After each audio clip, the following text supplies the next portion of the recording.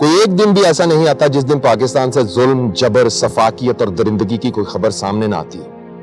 اب یہ کوئی شیخ دانش ہے جس نے اپنی بہن اور بیوی کے ساتھ مل کر ایک لڑکی کے ساتھ زیادتی کی، اس کے برہنہ ویڈیوز بنائے اور پھر اس کے سر اور بھووں کے بال کاٹ کر اسے اپنے جوتے چاٹنے پر مجبور کیا. یہ وہ لوگ ہیں، یہ لوگ نہ تو انسان کہلوانے کے مستحق ہیں اور نہ ہی جانور، کیونکہ جانور بھی اتنے ظالم اور سفاک نہیں ہوتے. یہ تو کوئی اور ہی مخلوق ہے، اور پاکستان اس طرح کی مخلوقات سے بھرا ہوا ہے. اسی لیے وہاں ہر روز یہ درندگی ہوتی ہے، کوئی ایک دن خالی نہیں جاتا. ابھی غیر ملکی خواتین کے ساتھ جو کچھ انہوں نے سر عام سب کے سامنے کیا، اس کی کالک اتری نہ تھی کہ اس واقعے نے سب کو ہلا کر رکھ دیا ہے.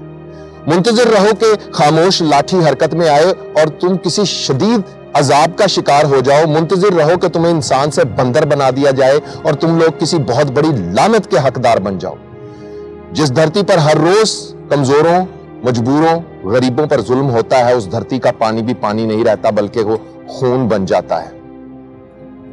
ہو سکتا ہے ہمیشہ کی طرح پیسے اور طاقت کی دھونس پر وہ شیخ دانش اس لڑکی کو خاموش کر دے، مگر اس سے کیا فرق پڑتا ہے؟ یہ کون سا نئی بات ہے؟ یہ تو ہر روز ایسا ہی ہوتا ہے.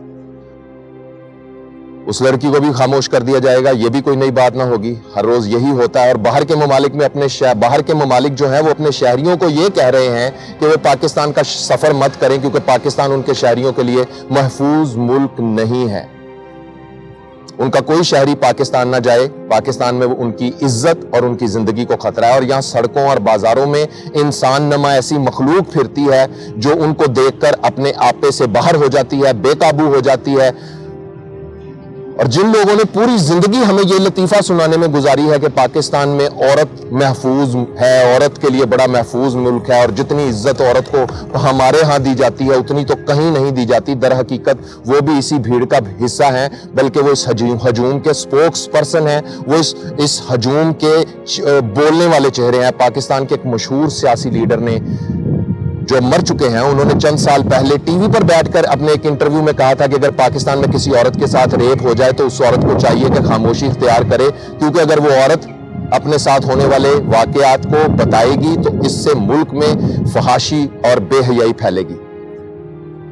اس سے معاشرے میں فحاشی اور بے حیائی پھیلے گی. اور وہ ویڈیو تا قیامت کے لیے یوٹیوب پر پڑا ہے، اور تا قیامت تک اس ویڈیو کو دیکھنے والے لوگ جو ہوں گے، جو آزاد ذہن کے لوگ ہوں گے، جو انسان ہوں گے، جو انسان کو انسان سمجھتے ہوں گے، ان کی طرف سے وہ شخص لعنت کا حقدار بنتا رہے گا. مینار پاکستان والی لڑکی یاد ہے نا، جس پر پورا ہجوم ٹوٹ پڑا تھا اور پوری قوم اس بات پر متفق ہو گئی تھی کہ وہ لڑکی ٹک ٹاکر تھی، اس لیے اس کے ساتھ جو کچھ ہوا وہ درست ہوا.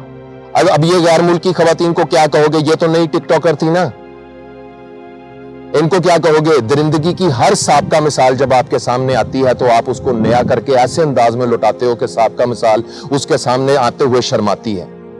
ایک دوست نے مجھ سے پوچھا، عزیر بھائی وطن کسے کہتے ہیں؟ تو میں نے کہا اس نے کہا کہ جہاں انسان پیدا ہوتا ہے کیا وہ اس کا وطن ہوتا ہے؟ میں نے اس سے کہا کہ وطن اسے کہتے ہیں جہاں انسان کی عزت اور آبرو محفوظ ہوتی ہے، جہاں اسے علاج معالجے کی سہولیات میسر ہوتی ہیں، جہاں اسے انسان کا درجہ دیا جاتا ہے، جہاں غریب اور امیر میں فرق نہیں ہوتا، اور خاص طور پر قانون تو جب بھی حرکت میں آتا ہے تو وہ کبھی غریب اور امیر کے درمیان امتیاز نہیں کرتا، جہاں بنیادی حق حاصل ہوتے ہیں انسان کو، وطن اسے کہتے ہیں. جینے کا حق ملتا ہے، بولنے کا حق ملتا ہے، آزادی اظہار ہوتا ہے، وطن اسے کہتے ہیں. ورنہ تو کنویں میں پیدا ہونے والا جو ڈڈو ہے وہ ساری زندگی جو مینڈک ہے وہ اپنے آپ کو یہی سمجھتا رہتا ہے نا کہ وہ کنواں اس کا وطن ہے. تو میرا جواب سن کر وہ بہت حیران ہوا اور پوچھنے لگا، عزیر بھائی تو ہم جہاں پیدا ہوتے ہیں کیا وہ ہمارا وطن نہیں ہوتا؟ میں اس پر کچھ نہیں کہا اسے، میں نے خاموشی اختیار کی. جو اس بات کا جواب ہے شعور کے حوالے کرتا ہوں، اگر وہ آپ کے نصیب میں ہوا تو آپ کو اس کا بھی جواب مل جائے گا. بہت ہی افسوسناک سانحہ، خاص طور پر اس لڑکی کے ساتھ جو کچھ ہوا ہے، اس پر تو حکومت، ادارے، ان سب کو جاگنا چاہیے، مگر ہر روز ایسا ہوتا ہے. شاید یہ کوئی بہت ہی گہری نیند ہے جس کی گولیاں کھا کر یہ لوگ سوئے ہوئے ہیں.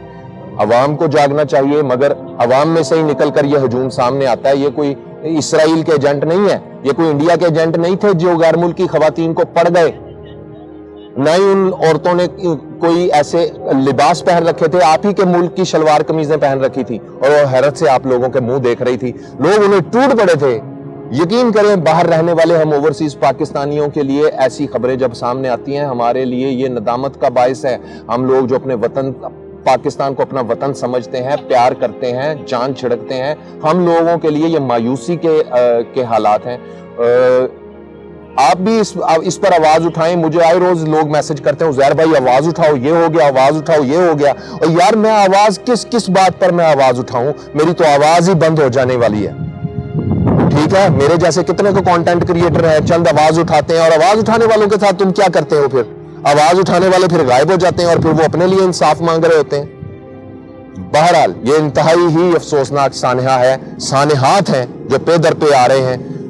اس پر ہوش کے ناخن لینے چاہیے. اس پر میں کوئی موٹیویشنل قسم کی صلاحی گفتگو کر کے آپ کو یہ نہیں بتانا چاہتا ایسا کرو ایسا نہ کرو, انسانیت یہ کہتی ہے, حیوانیت یہ ہوتی ہے, شیطانیت یہ ہوتی ہے. یہ سب آپ کو پتہ ہے. اپنا خیال رکھیے گا. مجھے اجازت دیجیے. اللہ حافظ.